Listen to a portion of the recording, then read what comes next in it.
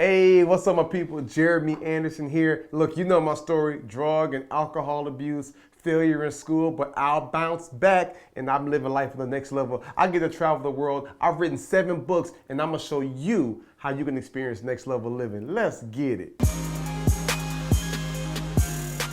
One question is that how'd you get past through alcohol, drugs, and stealing? The surroundings, the people who I hung out with. You know, when I was stealing from the mall, when I was getting locked up and getting in trouble, I wasn't on the solo. You know what I'm saying? It was because of the people I surrounded myself with. Not that they made me do it, but I was within that environment, and that's what we did. I wasn't just getting drunk and high all by myself. You know, there were friends that I was hanging out with, and we did that stuff together. And so when I changed my surroundings, when I changed my sphere of influence, I began to change my mind. And when I changed my mind, I changed my life. So you gotta be willing to make a decision. I promise you, it was hard for me. I had to walk away from some relationships. That was the hardest thing, or one of the hardest things I ever had to do. When I want to go to the studio with my friends, I want to hit the club, I want to go these different places, but I know what's taking place. That was hard to get the phone calls and the text like, yo, you rolling? And they say, no, I'm not. Oh, you scared? You ain't about that life? I'm like, man, you know, I want to do it, but I knew that I want to be able to travel to Australia. Like I wanted me and my wife to be able to go to South Africa. I wanted to be able to go to India. I knew I wanted to do amazing things, so I had to make some sacrifices. So I had to think about my future. So if you want to know how did I get past the drugs and the alcohol, I got past the drugs and the alcohol when I got over myself. When I recognized, you know what, I'm being selfish. There's a whole generation that need me. I'm being selfish by putting this stuff in my body. It's holding me back. It's fun right now, but I'm gonna look up and I'm gonna have lung cancer. I'm gonna be strung out on drugs. I'm gonna fail in school. My life's gonna be a failure. I'm gonna be broke. My daughter can't go to Disney World. You know what I'm saying? And so I knew I had to let that stuff go. I had to say goodbye to that negative stuff and hello to my future. And I believe if you do the same thing, your life will go to a whole new level. Hi, I'm Tony. I'm 12 years old, and I have a question for Jeremy Anderson. How do I intervene when I see someone being bullied at my school? First off, this is what you don't do. You don't just stand by. I don't like that. I don't see our Army standing by. You don't see Navy SEALs standing by. You know what I'm saying? You don't see the Navy standing by. You don't see the special ops team that work hard and grind to protect our country. They ain't standing by. You don't see police officers or firemen standing by. They're the type of people, when somebody needs help, they show up. And we need more people like that. You could be a hero, Tony. Don't play with it. You can be a hero. When you look out for the oppressed, you standing up for the oppressed, that's what makes you a hero. And the problem nowadays is a lot of people either sit back and laugh, ha ha, ain't nothing funny about it. What if it was you? Wouldn't you want somebody to come to your rescue? Wouldn't you want somebody to speak up for you? So I challenge you, Tony, you be that type of person. You be the hero. You can do it several ways. You know what I'm saying? You can be like, hey, bro, that ain't right. That's not cool. Or you can tell a teacher. You can let somebody else know. But what you got to do is you got to make sure you don't just stand by. I think it's lame. I think everybody knows by now that when you pick on someone smaller than you, or when you pick on someone that's different than you, you're really just showing the world that you're dealing with insecurities.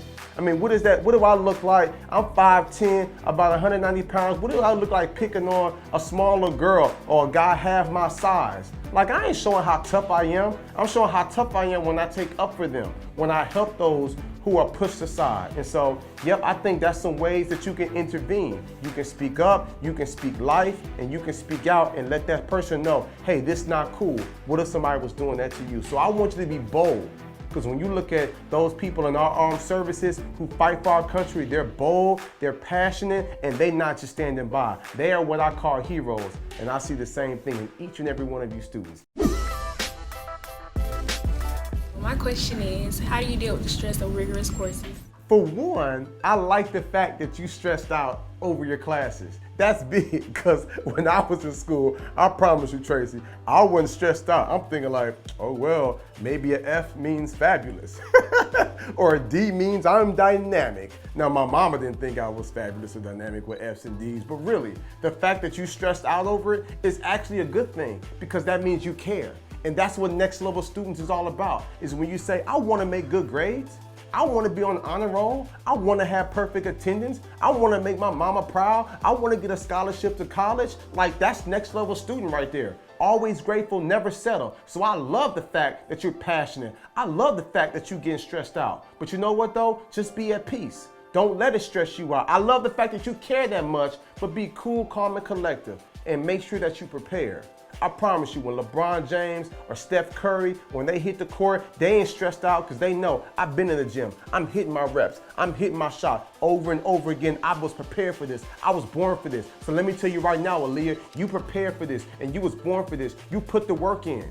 When I travel and speak, like the speaking part, that's the easy part. But when I'm home and I'm studying and I'm reading and I'm doing research and I'm getting poured into, that's how I prepare for it. When I take the stage, it's easy. I put out what I put inside me. So the stuff that I put in, it naturally comes out. It's the same way with you. You got rigorous courses. I know you got tests and quizzes. It's hard. You do the practice. So when your girls want to go kick it, when they want to watch TV, when they go to the mall, if you ain't ready for that test or that quiz, you make the main thing the main thing. You say, hey girl, I'll catch you later, but I need to make sure that I study and prepare for this test or this quiz so that I don't be stressed out. So make sure that you're prepared. You got to be thinking about your future at all times. I'm all for having a good time. I'm all for kicking it. But don't kick it and have a good time and a test come up and now you're stressed out. You handle your business now so you can play later. All right, great questions. Let's get ready to wrap this episode up. But you know how we do with every single episode. We got to end it with our next level student of the week.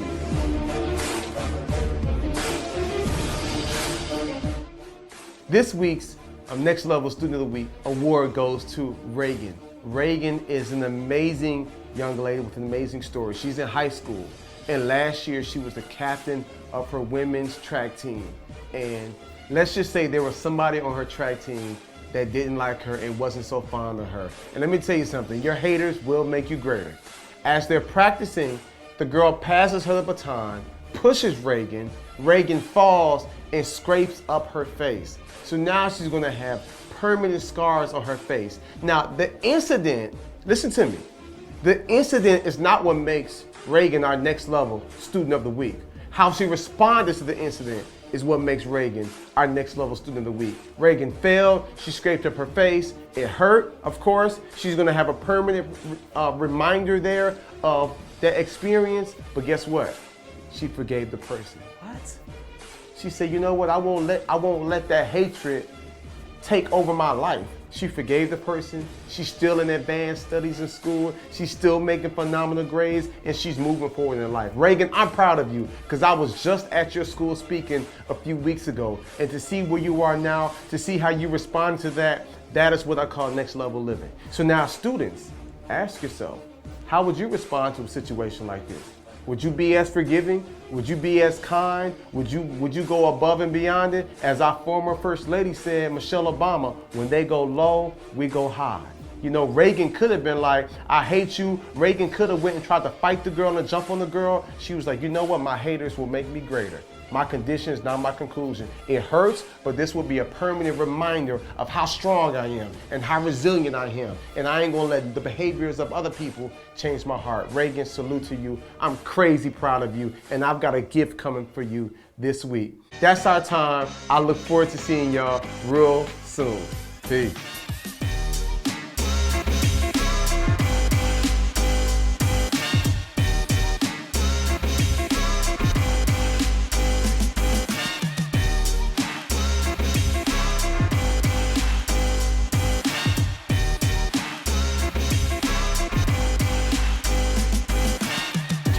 Hey, what's up? I hope you enjoyed today's video, and check this out. You gotta subscribe because I've got so many more videos in store for you. And when they come out, I want them to come directly to you. So click subscribe and let's keep building together.